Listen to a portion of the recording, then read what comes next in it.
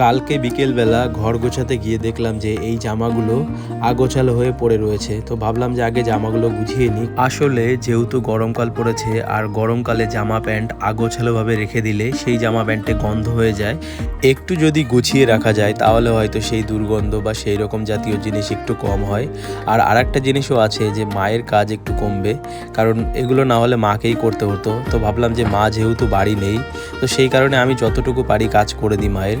এরপর মানিব্যাগ থেকে কিছু টাকা নিলাম। আসলে হট করে মনে পড়লো যে এবছর ঠাকুরকে কিছু দেওয়া হয়নি, তো সেই কারণেই বাজারে যাব। বাজারে গিয়ে বাজার থেকে কিছু জিনিস কিনবো। আসলে একটু চাল, একটু দুধ আর একটু চিনি কিনে নিয়ে আসবো। ভগবানের উদ্দেশ্যে ভোগ রান্না করা হবে, তো সেই কারণেই আমি বাজারে যাচ্ছিলাম আর কি। তো ঘরটাকে ভালো করে বন্ধ করে দিয়েছিলাম যেহেতু কেউ ছিল না। তো বাইক নিয়ে যাচ্ছিলাম, আর আমার কাছে সাইকেল নেই, তো সেই কারণেই বাইক নিয়ে যাচ্ছিলাম। আর আমাদের বাজারটা খুব একটা বেশি দূরেও না। এই যে দেখো, এখানে দেখো আমি সব কিছু নিয়ে এসেছিলাম ঠাকুরের ভোগের জন্যে। সাথে একটা দই এনেছিলাম দাদুর জন্যে, আর একটা এগরোল এনেছিলাম। তো ভিডিওটা যদি ভালো লাগে একটা লাইক করো। দেখা হচ্ছে পরের ভিডিও।